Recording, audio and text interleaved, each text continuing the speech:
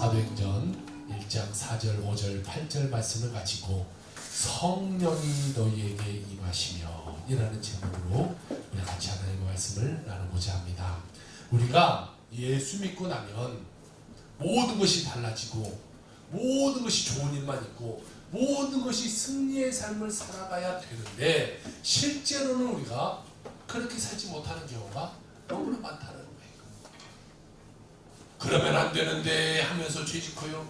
이러면 안 되는데 하며 내 감정 다스리지 못해서 다투고요. 이러면 안 되는데 하면서 세상과 손잡고 타협하는 생활을 우리가 하면서 인생을 살아간다는 거예요. 그것은 우리들만의 문제가 아니라 예수님의 제자들도 똑같이 이런 문제를 갖고 있었어요.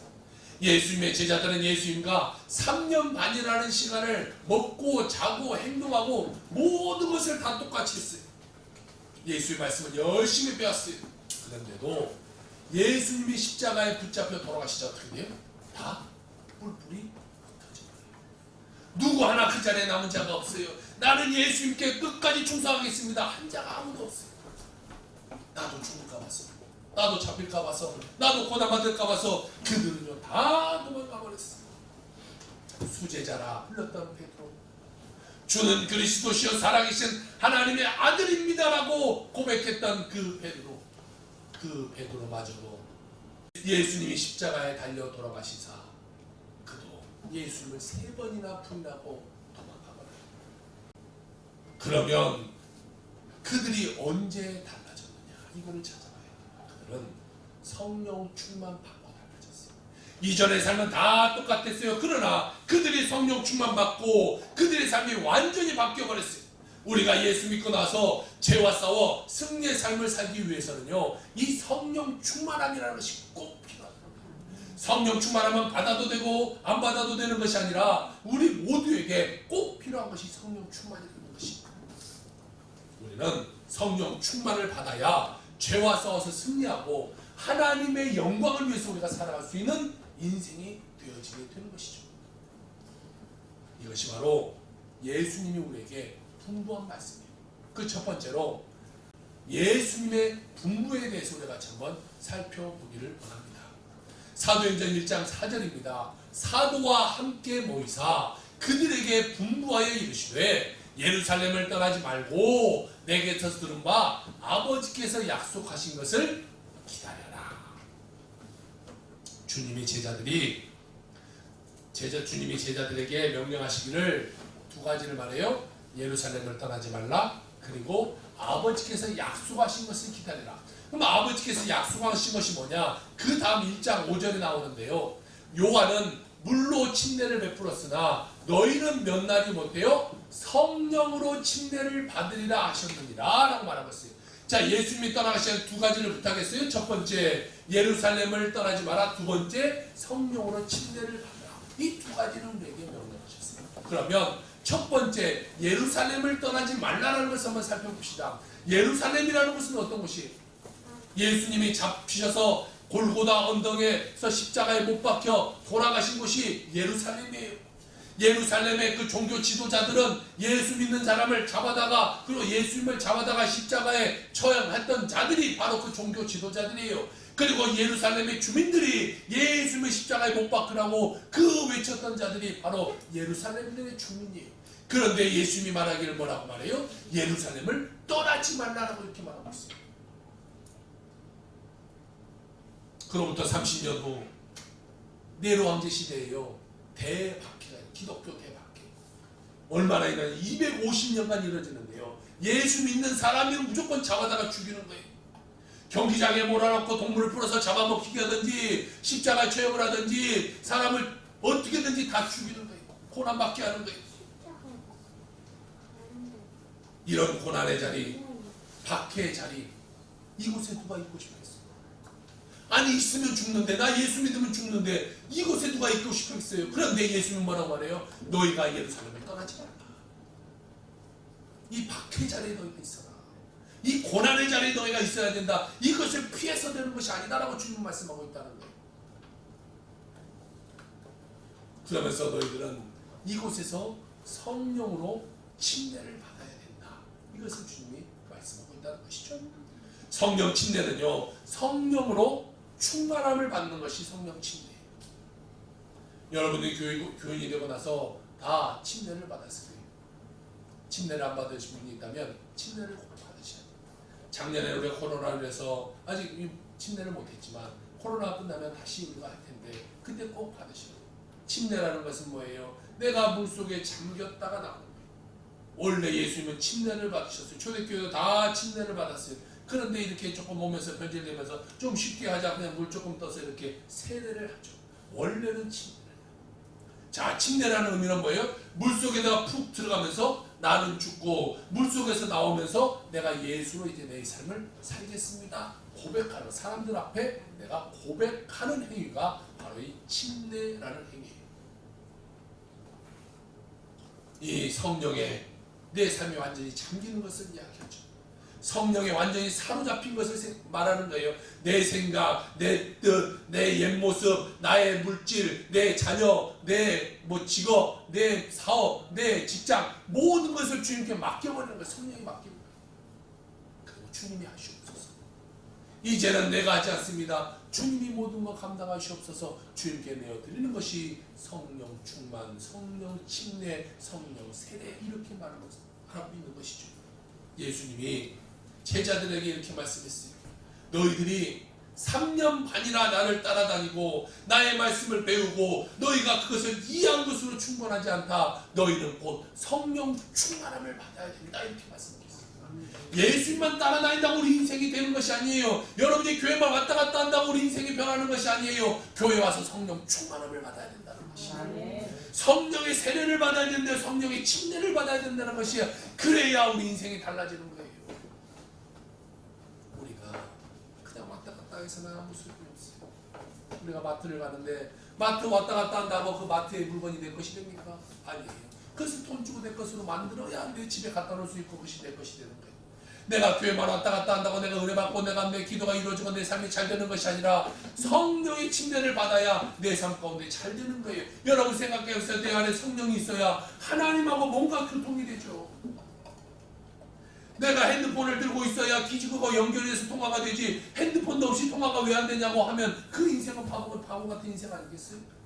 내 안에 성령이 충만해야 하나님과 교통이 되고 예수님과 교통이 되어서 내 삶이 잘 되지. 내 속은 뻥 뚫려있고 아무것도 없는데 내가 하나님께 내가 바란다고 이루어지겠냐는 것이죠. 성령으로 가자. 성령 충만해. 성령 충만해야 여러분의 기도가 응답되고요. 성령 충만해야 여러분의 사업도 잘 되고 성령 충만해야 여러분의 모든 직장생활도 잘 되고 자녀도 잘 되고 물질생활도 잘 되는 거예요. 성령이 빠져버리면 나머지 것들이 다 뿔뿔이 흩어져버릴 수가 있는 것이죠. 오직 성령 충만함을 받아야 돼요.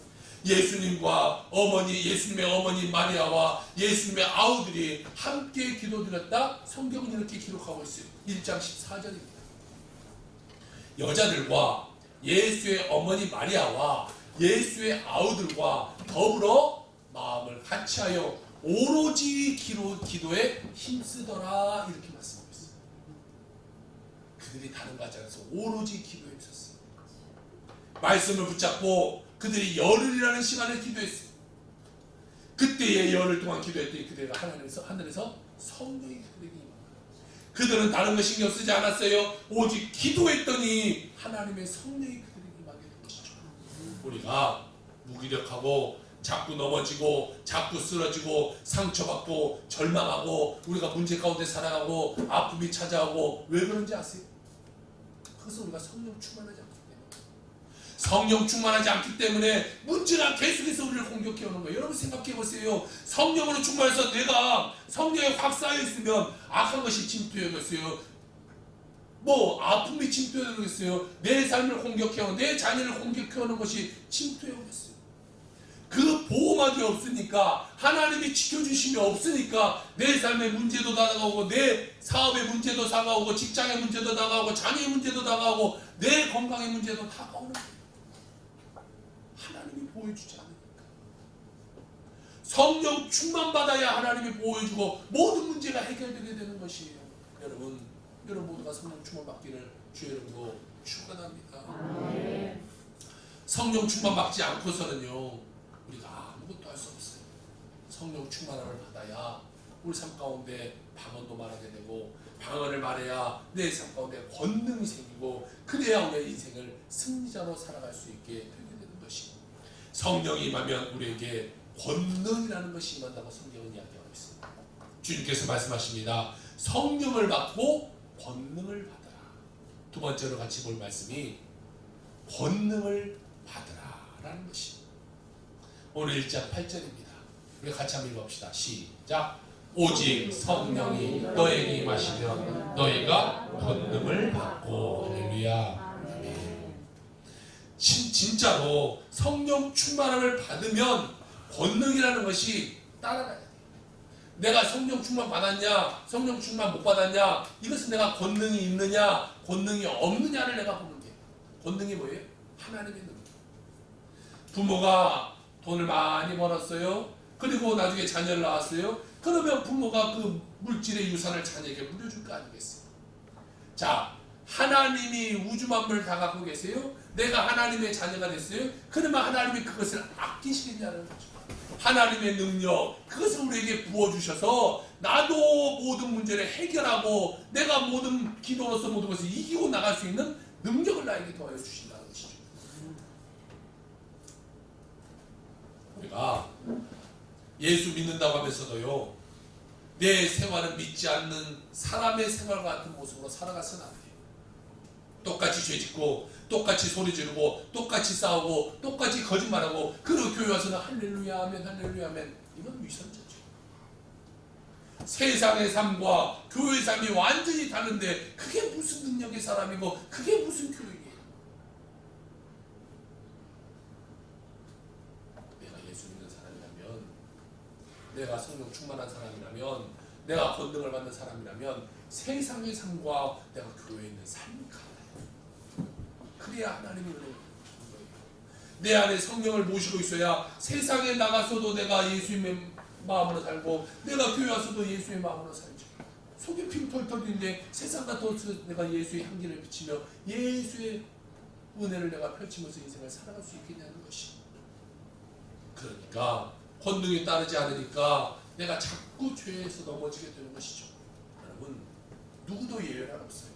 목사도 장로도 권사도 집사도 뭐 평신도 오늘 처음 교회 나왔고 그거 중요하지 않아요. 누구든지 성령 충만을 받아요. 그래야 하나님의 은혜가 임하게 되는 것이죠. 교회를 아무리 오래 다녀도 직분을 맡고 교회를 한다고 하더라도 성령 충만함이 소멸되면요 넘어지고 쓰러지는 거예요. 핸드폰이 있어요. 핸드폰이 우리가 잘 많이 쓰면 충전을 해야 돼요. 아무리 비싼 핸드폰도 충전하지 않으면요 무용치는 무슨 필요가 있겠어. 전화가 돼요. 인터넷이 아무것도 안 돼요. 충전을 해야 되는 거예요. 아 내가 어제 충전 많이 했으니까 내가 오늘 막 써도 돼. 내일도 막 써도 돼. 모레도 막 써도 돼. 아니에요. 이게 떨어지면 이거는 끝나는 거예요. 그러면 또 어떻게 해요? 배터리가 없으면 또 충전해요. 마찬가지예요. 우리가 성령 충만하는 것도 마찬가지예요. 내가 하나님한테 아 나 옛날에 성령 충만 받았어. 나 옛날 교회 다닐 때 나 하나님 은혜 받았어. 그러면 지금은 그거 갖고 얼마나 생활할 수 있겠냐는 거예요. 그것이 다 소멸돼서 없어져 버리기 때문에 지금 내 안에는 빈털털인데 내가 아직도 하나님의 능력 갖고 있고 내가 권능 갖고 있고 내가 성령 충만하다고 말할 수 없게 된다는 것이. 우리는 재충전을 받아야 돼요. 핸드폰도 쓰면 쓸수록 날마다 충전해야 되는 것처럼 내 삶도 날마다 충전해야 돼. 충전하지 않으면 고갈되는 거예요. 그러면 세상 가운데 쓰러지고 넘어지고 문제 생기고 아픔이 찾아오고 물질에 문제가 찾아오게 되는 것이. 아무리 교회 오래 다니고요 아무리 교회 직분 맡고 아무리 교회 일을 한다고 할지라도 성령 충만함이 소멸돼 버리는 자는요 빈껍데기 똑같아요. 늘 성령 충만을 받고 죄를 물리치고 승리함을 살아가는 여러분의 삶이 되길 주의 이름으로 축원합니다. 권능이라는 것이 헬라어로는요 여러분 들어봤을 거예요. 두나미스라고 말해요. 두나미스. 이 두나미스에서 파생되는 단어가 뭐냐면 다이나마이트라는 말이에요. 이 권능, 두나미스, 다이나마이트 이게 같은 말이죠. 자, 이 다이나마이트는 뭐예요, 여러분? 불 붙이면 뻥 터지는 거예요. 마찬가지로 내가 권능이 있으면 내 안에 모든 능력이 뻥 하고 터져서 내 삶 가운데 이 악하고 더러운 것도 물러가게 되고 내가 기도하는 모든 것이 이루어지게 되게 되는 것이죠. 이 권능, 능력, 힘, 이런 폭발적인 능력을 발휘할 수 있는 것이 두나미스, 권능이라는 거예요. 이것이 없어서는 내가 삶에 힘이 없어요. 내가 삶에 폭발적인 능력이 나타나지 않아요. 내가 권능을 받아야 내가 기도하는 것도 이루어지고 내가 손대는 것마다 잘 되고 내가 하는 것마다 하나님의 역사가 일어나게 되는 것이죠. 예수님의 인생은요, 성령에 임해서 이 권능을 바라면서 인생을 사셨어요. 예수님의 공생을 시작하실 때에 침례를 받는 순간 하늘에서 비둘기 같은 성령이 예수님께 임했다고 하는 거 알았어요. 하늘의 음성이 들렸어요. 그 후로 성령과 능력을 기름 붓고 하셔서 두루 다니시며 선한 일을 하고 병자를 고치고 마귀에게 눌린 자를 고치시고 모든 각색 병자, 문제 있는 자들 예수님이 다 고치셨어요. 어디서 나와요? 성령의 능력, 권능으로부터 나오는 거예요. 내가 권능을 받아야 여러분 기도할 때 역사가 일어나는 거예요. 권능이 없는데 무슨 역사가 일어나요? 배터리가 없는데 아무리 번호를 누른다고 무슨 전화가 걸리겠어요? 헛수고죠. 그 전에 뭐 해야 돼? 충전. 내 삶에 하나님께 기도하는 것도 중요하지만 내 안에 성령 충만하도록 내가 기도해야 돼. 바라는 것 전에 충전이 돼 있어요. 내 안에 성령 충만해야 하나님과 교통이 되는 거예요. 교통이. 어린 소녀 앞에서 예수님을 모른다고 부인했던 수제자 베드로, 그가 성령 충만 받고요 완전히 다른 사람이 되었어요. 능력의 종이 되었어요. 그는 성령을 받고 뛰어나가서 말씀을 선포할 때에 3,000명씩 돌아오는 역사가 일어났어요. 여러분 생각해 보세요. 베드로가 말을 잘했겠어요? 그는 시골, 이 촌놈이죠. 아주 시골. 그리고 그는 태어나서 공부를 배워본 적이 없어요. 그냥 태어나서부터 어렸을 때부터 이 배 타고 나가서 고기 잡는 거, 그것이 자기 일이에요. 그런데 뭐 말을 유식하게 했겠어요? 뭐 율법을 얼마나 잘 알았겠어요? 뭘 알았겠어요? 말도 잘하지 몰라요. 그런데 성령을 받아서 가서 외치니까 3,000명씩 돌아오는 역사가 일어나게 됩니다. 베드로가 사도행전 2장 38절에 이렇게 선포해요. 베드로가 이르되 너희가 회개하여 각각 그리스도의 이름으로 침례를 받고 죄사함을 받으라. 그리하면 성령의 선물을 받을 것이다 라고 말합니다. 또 사도행전 2장 41절에 보니까 그 말을 받은 사람은 침례를 받음에 이날의 신도수가 3,000명이나 더하더라 이렇게 말씀하고 있습니다. 오순절날 성령을 받고 나서 말씀을 선포할 때 그 말씀 한 편에 3,000명씩 들어옵니다. 우리 모두가 성령 충만 받고 말씀을 전할 때에 하나님의 능력이 나타나서 여러분 주의 사람들이 회개하고 돌아오는 역사가 일어나길 주의 이름으로 축원합니다. 내가 성령 충만해야 돼요. 그래야 내가 성령을 전달할 수 있는 자가 되게 되는 것이죠. 내가 아무것도 없는데 내가 가서 무엇을 전할 수 있겠어? 그러니까 내가 전도하라고 하면 내가 부끄럽고 힘들고 내가 창피하고, 누가 가서 전도지 않아도 내가 주기가 부끄러워. 왜? 성령 충만 받지 못해. 내가 내가 들은 내가 아우 내가 누군데, 내가 항상 나 알아볼 텐데, 내가 이럴 텐데 저럴 텐데. 성령 충만 받느냐? 하나님만. 베드로 보세요. 십자가에 달려오신 예수님을 보고 소녀의 말에 내가 예수를 욕하고 도망갔던 자가 이제는 광장에 나가서 나 죽으라면 죽여라, 죽이라면 죽여라. 그리고 예수만 보고 말씀을 전했더니 3,000명으로 돌아오는 역사가 일어나는 거예요. 우리의 삶은요, 주님만 보고 나가는 삶이에요. 오직 주님. 내거 하는 순간 내 삶은요 망하게 됩니다. 다 주님께 맡기고 살아가는 여러분의 삶이 되는 주의 이름으로 축원합니다. 오순절날 우리들의 문제가 바로 여기 있어. 오늘날 우리들의 문제는 여기 있어요. 우리가 성령으로 충만함 받지 못했기 때문에 넘어져 쓰러집니다. 10년을 예수 믿어도 늘 제자리 걸음하는 것은요, 성령 충만 받지 못했기 때문에 횟수로는 10년 20년 믿었지만 나는 늘 그자. 기도해도 뭐 교회 다녀도 별로 감동 없는. 왜 그래요? 성령 충만 받지 못해서 그래요. 하나님과의 교감이 안 일어나잖아요. 하나님과 나와의 그 뭔가 이 끌림이 있어야 되는데 내 안에 성령이 없는데 하나님과 인간적인 나와 무슨 교감이 일어나겠어요? 내 안에는 성령을 통해서 이 전파가 받게 되는 건데 성령이 없는데 무슨 역사가 일어나요? 그러니까 아무리 교회 다녀도 그 인생은 늘 초보적인 신앙의 단계에 머물러 있게 되는 것이고, 아무리 오래 다녀도 성령 충만 받지 못하면요 그 자리예요, 그 자리. 그래서 우리는 늘 성령 충만 받고 또 받고 또 받고 또 받고 늘 성령을 재충전하는 우리 삶이 되어야 될 줄로 믿습니다.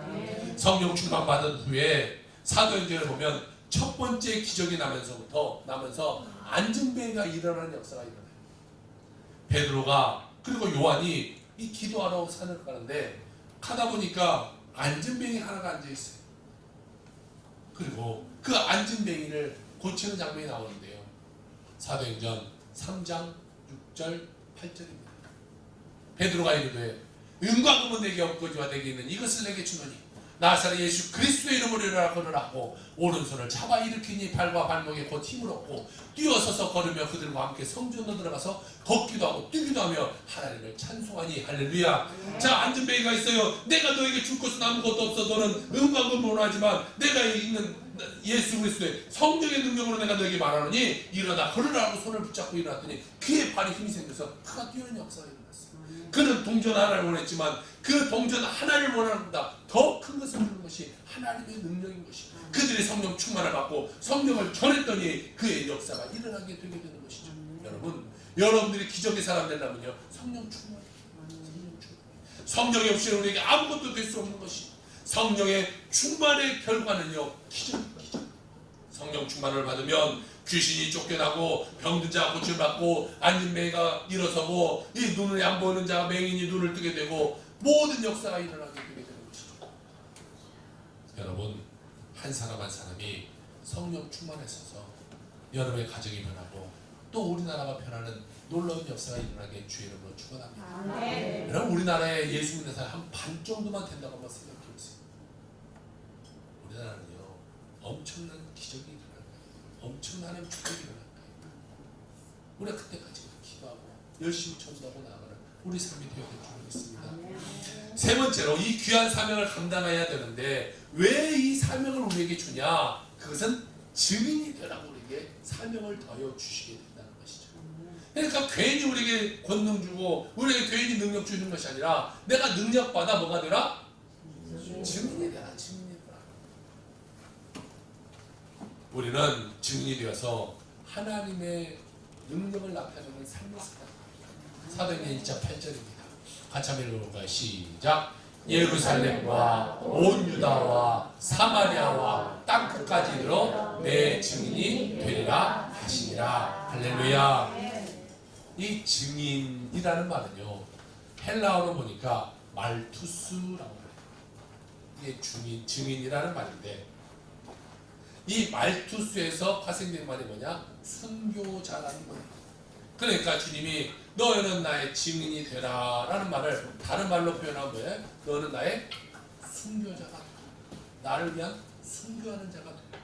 내가 왜 권능을 받아요? 예수님을 해서 순교자가 되기 위해서 나는 권능을 받는 거예요. 순교자. 그러니까 목숨을 내놓고 복음을 전하는 증인이 되라고 하는 것이, 그냥 보통 증인이 아니라 순교자 증인. 이 복음을 전하다가 내 생명이 위협받든지 문제가 있는지 내가 그것과 상관없이 열심을 다하여 복음을 전하겠습니다 라고 말하는 순교자 증인이 되는 것이죠. 그러니까 예수님이 너희가 예루살렘을 떠나지 마라, 이제 그 말이 이해가 되게 되는 거죠.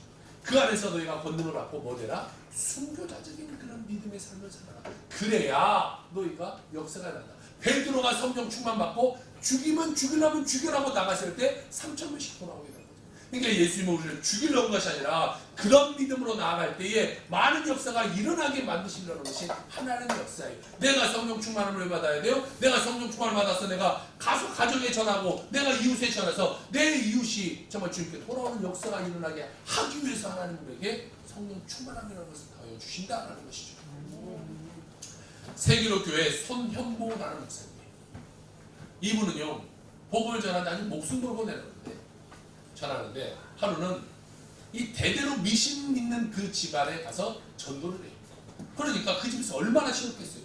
한 번 왔다 가는 것이 아니라 또 오고 또 가고 그러니까 그 집사람이 화가 나가지고 도끼를 들고 쫓아와서 죽인다. 근데 결론부터 말하면 어떻게 됐냐, 그 도끼 들고 왔던 사람이 그 교회 안수입사가 됐어요. 자 보세요, 목숨을 걸고 전하면 도끼 들고 와도 그 사람이 안수입사가 돼서 교회 충성된 자가 되게 된다. 복음을 전할 때 하나님의 권능이 함께 있다. 내가 예수 믿으세요, 함께 하나님의 권능이 함께 나갑니다. 그때 하나님의 역사가 일어나게 되는 것이죠. 그러니까 도끼 들고 온 사람이요, 안수입사로 변하는 위대한 역사가 일어나게 됩니다. 사도행전 4장 33절에 35절 말씀을 보니까 사도들이 큰 권능으로 주 예수의 부활을 증언하니 무리가 큰 은혜를 받아 그 중에 가난한 사람이 없으니 이는 밭과 집에 있는 자는 팔아 그 판 것의 값을 가져다가 사도들의 발 앞에 두매 그들이 각 사람의 필요에 따라 나누어 줍니다. 이렇게 말하고 있어요. 여러분, 이 초대교회는요 가난한 사람이 없었어요. 굶주리고 헐벗는 사람이 없었어요. 왜?